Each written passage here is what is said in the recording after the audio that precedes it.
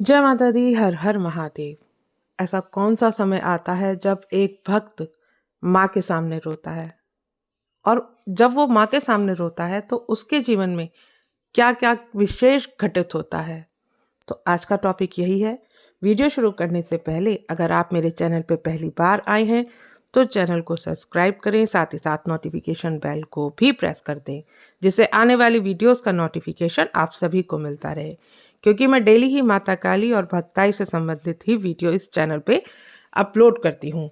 तो आइए शुरू करते हैं आज की वीडियो। देखिए, एक सच्चा भक्त कि जीवन में वो ऐसा कौन सा समय आता है, वो ऐसा कौन सा क्षण आता है जब उसे लगता है कि उसकी प्रार्थनाएं अनसुनी हो रही हैं। जब वह दुख और कष्टों से घिर जाता है, तब उसका दिल भगवान के पास, अपने इष्ट के पास, अपनी माता के पास जाकर के अपना दुख वो बांटता है। और जब एक भक्त अपनी माँ के आगे रोता है तो वह सिर्फ एक आंसू नहीं होते, यह उसकी आत्मा की पुकार होती है। जब एक भक्त माँ के आगे पूरी श्रद्धा से रोता है तो वह ना सिर्फ वह आंसू बहाता है बल्कि अपनी आत्मा को भी शुद्ध करता है। आंसू केवल दर्द के हों ये जरूरी तो नहीं, वह एक दिव्य शुद्धिकरण की प्रक्रिया का भी हिस्सा होता है जो भक्त के जीवन को पूर्णतः बदल देती है। जब भक्त माता काली के आगे रोता है तो सबसे पहला परिवर्तन का अनुभव उसे यही होता है कि उसको आंतरिक शांति मिलती है। जब वह अपने जीवन की परिस्थितियों को एक नई दृष्टि से देखता है, दर्द और दुख का सामना करते हुए जब वह अपनी शक्ति और शिखर तक पहुंचने का मार्ग पहचानता है। देखिए, जब माँ के आगे आंसू एक बच्चे के आते हैं तो उसका दिल जब माँ के लिए रोता है तो उसका जीवन पूरी तरह बदल जाता है। वह पहले से ज्यादा मजबूत, आत्मविश्वासी और समझदार बनता है। माँ की कृपा से वह जीवन के हर उस संघर्ष को पार कर लेता है जिस संघर्ष को वह सोच भी नहीं पाता कि वो पार कैसे करेगा। वह एक शक्ति को प्राप्त करता है, और ऐसी शक्ति जो उसे माँ से गहरा जुड़ाव पैदा करती है।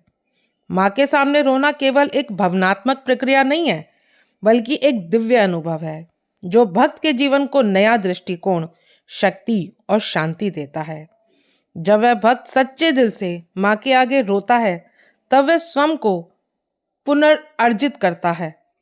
उसके मन में दोबारा से सब चीजों के लिए उठने की प्रक्रिया उसके मन में चलने लगती है। उसकी सोच सकारात्मक हो जाती है, उसके जीवन में सकारात्मक परिवर्तन आता है। वह न केवल अपनी भावनाओं और दर्द को व्यक्त करता है बल्कि वह आंतरिक शुद्धिकरण को भी पाता है। जब आप किसी भी इष्ट के सामने आप रोते हैं तो आप उनसे इस तरह का एक रिश्ता बना लेते हैं जैसे एक पिता पुत्र का रिश्ता होता है, जैसे एक माता और एक पुत्री का रिश्ता होता है। क्योंकि अगर आप किसी भी इष्ट को उनकी शक्ति की तरह पूजेंगे तो वह कभी भी आपको प्राप्त नहीं हो पाएंगे। लेकिन जब आप सच्चे मन से, सच्चे दिल से एक भाव उत्पन्न हो जाएगा, आपके मन में माँ के लिए एक भाव उत्पन्न होगा कि वो हमारी माँ है, या जिसके प्रति भी आपके मन में श्रद्धा है, जिस इष्ट के प्रति भी, चाहे वो भोले बाबा हो, चाहे वो हनुमान जी महाराज हो। बहुत सारे भक्त बाबा हनुमान को भी अपने भाई के रूप में स्वीकार करते हैं। बहुत सारे भक्त बाबा भोलेनाथ को अपने पिता के रूप में स्वीकार करते हैं। बहुत सारे भक्त माता काली हो या माँ दुर्गा हो, उनको माँ के रूप में स्वीकार करते हैं। और जब ये एक संबंध आप उत्पन्न कर लेते हैं तो आपको हर एक बात में, कोई भी आपके मन से जुड़ी बात हो जो आपको विचलित कर रही हो, उससे आपको उस इष्ट तक पहुंचने का रास्ता मिल जाता है। आपने देखा भी होगा, बहुत सारे भक्त भगवान श्री कृष्ण को अपने भाई के रूप में मानते हैं और उनके प्रति वो भाव उत्पन्न हो जाता है। जब वो किसी भी समस्या में घिरे हुए होते हैं, किसी भी में परेशानी में होते हैं, तो वो सिर्फ और सिर्फ उस रिश्ते को याद करते हैं।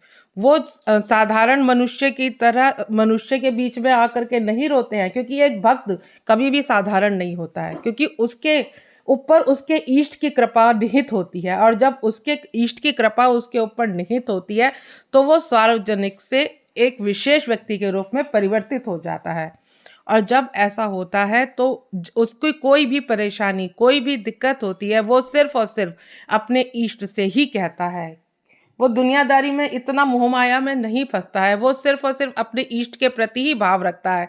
और जब वो परेशानी में होता है, जब वो दिक्कत में होता है और जैसे ही वो अपने इष्ट के सामने जाता है, तो उसे कुछ कहने की ज़रूरत भी नहीं पड़ती। अपने अपने इष्ट की प्रतिमा या अपने इष्ट के विग्रह के सामने उसके आँख से आंसू खुद ही झरझर बहने लगते हैं। तो ये एक रिश्ता होता है जो अपने इष्ट के प्रति जो अपने भाव व्यक्त कर सकता है। अब व्यक्ति दुखी सिर्फ 3 प्रकार से हो सकता है। या तो उसको बहुत ज़्यादा कोई ऐसी परेशानी हो जिसका उसे रास्ता ना मिल रहा हो, और जब ऐसी परेशानी आती है कि उसको कोई रास्ता नज़र नहीं आता है, तो वो दुनिया से नहीं, वो सिर्फ अपने इष्ट के सामने उन बातों को व्यक्त करता है। और वो ये पाता भी है, जब वो इष्ट के सामने अपने भावों को व्यक्त करता है, तो वो पाता भी है कि उसकी जो समस्या है वो बहुत जल्दी ही आसानी से सुलझ भी जाती है, क्योंकि इंसानों के हाथ में कुछ भी नहीं है। जो भी है वो सिर्फ माता काली या माँ दुर्गा या जिस भी इष्ट के प्रति उसकी श्रद्धा है, उसके उनसे ही उस समस्या का हल निकल सकता है। और माँ एक ऐसी करुणामयी होती है कि माँ अपने हर एक बच्चे को अब इतने प्यार और दुलार देती है कि वो अपने बच्चे को कभी दुख और परेशानी में देख ही नहीं सकती। तो माँ के पास जब बच्चा गिड़गिड़ाता हुआ आता है, रोता हुआ आता है, तो माँ उसकी हर समस्या का समाधान उसे देती है। दूसरा कारण, जब व्यक्ति बहुत ज़्यादा प्रसन्न होता है, जब व्यक्ति ऐसी दिक्कत का सामना कर रहा होता है कि उसको दिक्कत में कहीं भी कोई रास्ता नहीं दिखता, लेकिन उसको आसानी से रास्ता मिल जाता है, और वो जब अपने इष्ट के, जब वो उस कार्य में उसको सफलता प्राप्त हो जाती है और वो अपने इष्ट के सामने जाता है, तो उसकी आंखों से वो आंसू बहते हैं। और लेकिन ये इस बार आंसू जो होते हैं वो खुशी के आंसू होते हैं, क्योंकि एक भावनात्मक जुड़ाव अपने प्रभु से हो जाता है, एक भावनात्मक रुझान उसका अपने इष्ट के प्रति हो जाता है। तो वो जैसे ही उनके सामने जाता है, तो उसके आंखों से झरझर आंसू आ जाते हैं, और ये आंसू इस बार खुशी के आंसू होते हैं।